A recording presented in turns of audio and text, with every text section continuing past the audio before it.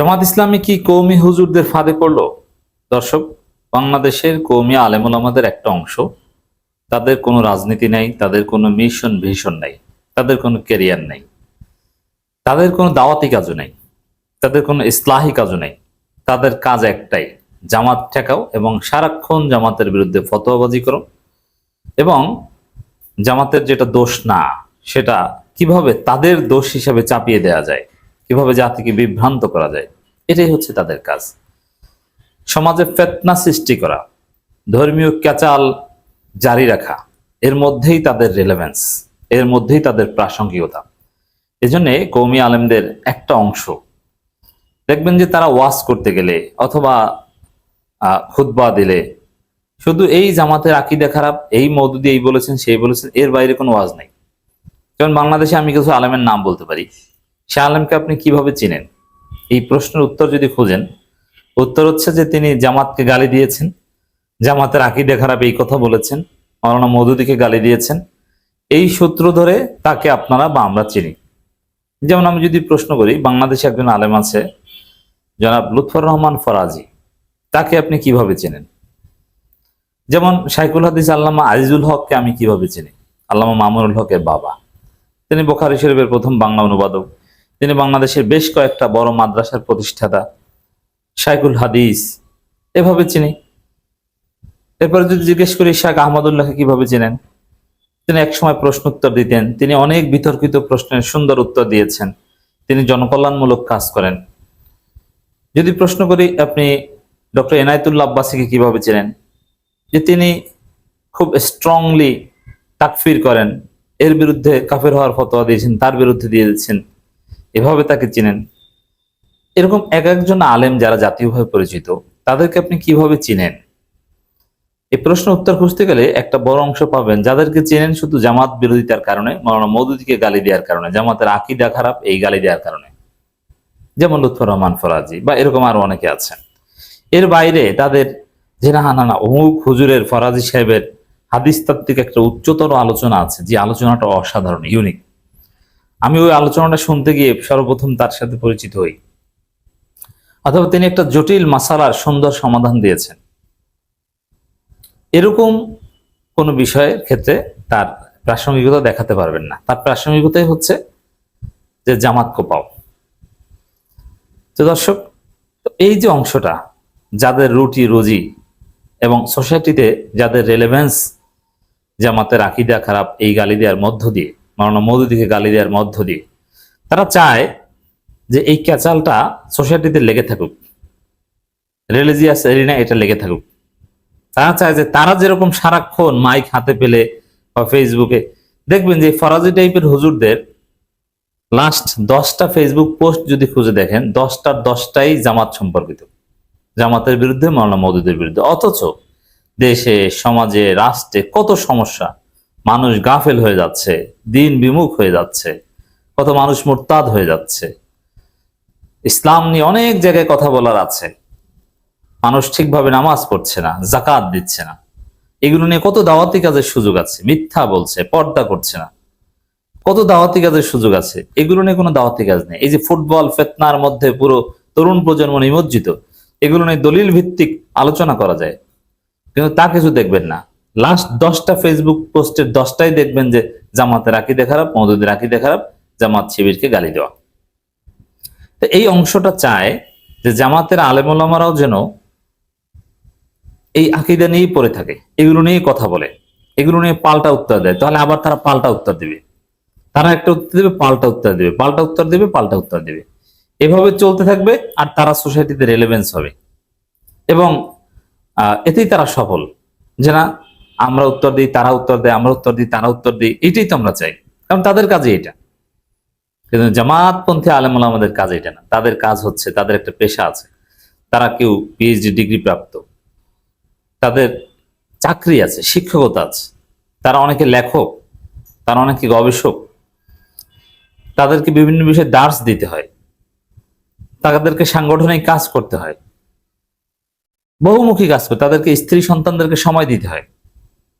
Just কিছু ফিতনাবাজ হুজুর আকীদা খারাপ, আকীদা খারাপ সারাক্ষণ জিকির করবে আর তার পাল্টা উত্তর দেবে জামাতের হুজুর, এটা জামাতের হুজুরদের কাজ না, সময় নেই। কিন্তু তারা চায় যে জামাতের লোকজন এটা করুক, তাহলেই তারা হিট, তারা সেরা। যেমন সমাজে নানান বিষয় বিতর্ক হয়, এখন মাওলানা মওদুদী, জামাত, জামাতের আকীদা, এইসব বিতর্কের যদি কোনো উত্তর কেউ না দিত বা এগুলোর যদি কোনো ভ্যালু না থাকতো, তাহলে দেখতেন যে ওই লোকগুলোর কোনো প্রাসঙ্গিকতা থাকতো না, তারা কেউ চিনত না। তো এই জন্য মাওলানা মওদুদী, অধ্যাপক গোলাম আজম, মাওলানা নিজামী, এমনকি আল্লামা সাঈদী, এদের মানহাজ ছিল এটা, স্বয়ং মাওলানা মওদুদীর মানহাজ ছিল এটা। ওরা ফতোয়াবাজি করে করুক, এগুলো পাল্টা জবাব আমরা দেব না। আমরা আমাদের আকীদা স্পষ্ট করেছি, এটা আমাদের কেতাবে আছে, আমরা বারবার বলেছি এবং আল্লাহ জানেন। এবং মানুষকে দাওয়াতি কাজের সময় আমরা আমাদের আকীদা স্পষ্ট করি। আমাদের গঠনতন্ত্র, আমাদের আকীদা লেখা আছে কোরআন এবং সহিহ হাদিস। আহলে সুন্নাত ওয়াল জামাতের আকীদা আমাদের আকীদা। অতএব এটা নিয়ে আমরা কোনো বাহাস, মোনাজেরা, ঝগড়া এগুলোতে জড়াবো না। কিন্তু ওরা বারবার বহাসের চ্যালেঞ্জ দেয়, বারবার আসেন মোনাজেরায় আসেন, দেখেন কি পারি। দর্শক, এই সাম্প্রতিক এটা আমরা বেশ কয়েকটা আলোচনার মাধ্যমে দেখিয়েছি, আকীদা বিষয়ক একটা ক্যাচাল সমাজে কায়েম করেছে, ছড়িয়ে দিয়েছে কওমি আলেম ওলামাদের একটা গোষ্ঠী। এটা সম্পূর্ণ রাজনৈতিক উদ্দেশ্য প্রণোদিত এবং প্রতিবেশী দেশের গোয়েন্দা সংস্থার প্রেসক্রিপশনে জুলাই সনদ সহ নানান বিষয়ে নিয়ে আলোচনা ধামাচাপা দিতে এবং আওয়ামী লীগ ফেরার প্রাসঙ্গিকতার মধ্যে রাজনীতি সচেতন তরুণ এবং ইসলামপন্থী আলেম ওলামাদের দৃষ্টি রাজনীতি থেকে ভিন্ন দিকে ফেরাতে এই আকীদা কেন্দ্রিক কৃত্রিম আলোচনা বাজারে ছেড়ে দেওয়া হয়েছে। এমনকি ওই ভারতের এজেন্টরা সরাসরি জামাত শিবিরকে দুই একটাকে জবাই করে ফেলে দাও, এই ঘোষণাও দিয়েছে। এমনকি তাদের অর্থায়নে বিভিন্ন সভা সেমিনারও হয়েছে। এই মুহূর্তে এইসব সভা সেমিনার কোনো প্রয়োজন বা জরুরত ছিল না, এটা করেছে।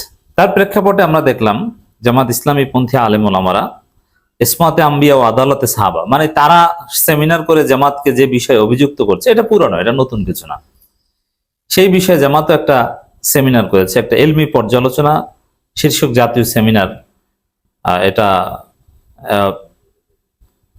কাটাবন কেন্দ্রীয় মসজিদ লাইব্রেরি মিলনায়তনে তারা করেছে। সেখানে জামাতপন্থী শীর্ষ আলেম ওলামারা, বড় বড় আলেম ওলামারা সেখানে উপস্থিত ছিলেন। এই আলেম ওলামারা কারা? আলেম ওলামাদের একটা বড় অংশের পিএইচডি আছে, কেউ কেউ মাদানি, কেউ কেউ আজহারি বাংলাদেশের প্রেক্ষাপটে, এবং কেউ কেউ একদম দাওরা হাদিস, মুফতি আলী হাসান ওসামা, এই টাইপের লোকজন ছিলেন। তারা এলমি পর্যালোচনা করেছে, তারা জবাব দিয়েছে। তো এটাকে আমি প্রথমেই বলবো এইভাবে যে এটা এই কওমি আলেমদের মনের আশা পূরণ হয়েছে। তারা চায় এটা, যে আমরা এদিক থেকে ফতোয়াবাজি করি, পাল্টা তারা ওদিক থেকে জবাব দিক না। এটা একটা তাদের ফাঁদ। এগুলো করে কোনো লাভ নেই। আপনি যত সেমিনার করেন, প্রত্যেকদিন সকাল সন্ধ্যা কয়েক হাজার বার যদি আপনার আকীদা ক্লিয়ার করেন, ওরা কোনোদিন বলবে না যে আপনার আকীদা সহিহ। আপনার আকীদা খারাপ, এটা ওরা বলতেই থাকবে। আপনি যদি ওদের আকীদাকে 100% আপনার আকীদা হিসেবে মেনে নেন, যেমন আমি যেটা করি, যে কওমি হুজুর আপনার যে আকীদা, আমার আকীদা এই ভাই, তারপরও তারা বলবে যে না। কারণ এটা নিয়ে রাজনীতি করাই হচ্ছে এদের আসল পুঁজি, এদের আসল উদ্দেশ্য। এই জন্য এইসব সেমিনার করে কোনো লাভ আছে বলে মনে করি না। কারণ এইসব সেমিনারে যা হয়েছে, এটা জামাতের লোকজন অনেক আগে থেকেই বলে আসে, এটা তাদের কেতাবে মজুদ আছে, পুরো জাতি এটা জানে। অতএব ওটা অনেকটা পাল্টা সেমিনার হয়ে গেল, ওরা খুশি হয়েছে।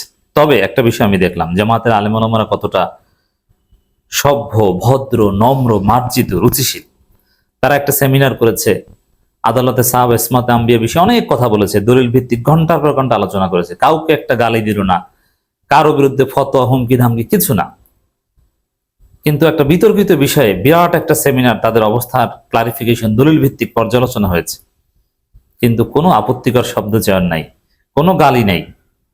কিন্তু কওমি হুজুররা হলে তারা সেমিনারের মধ্যেই দুই একটা জবাই করে ফেলে দাও।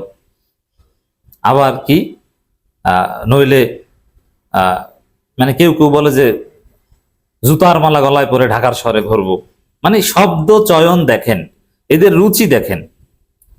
এলমি বিষয়ে জবাব দিতে গিয়ে চ্যালেঞ্জ, পাল্টা চ্যালেঞ্জের মধ্যে কি সব জুতার মালা গলায় পরে, আবার কেউ যে কুত্তা দিয়ে চামড়া খাওয়াবো, এইসব হাবি জাবি কথাবার্তা, আবার জবাই করা, মানে এগুলো নিয়ে আছে। আর জামাতের এই কয়েক ঘন্টা, প্রায় 3-3.5 ঘন্টার সেমিনার, আমি মূল পয়েন্টগুলো শুনলাম। জামাতপন্থী গুরুত্বপূর্ণ সমস্ত আলেমরা এখানে বক্তব্য দিয়েছে। মাওলানা আব্দুল হালিম ছিলেন।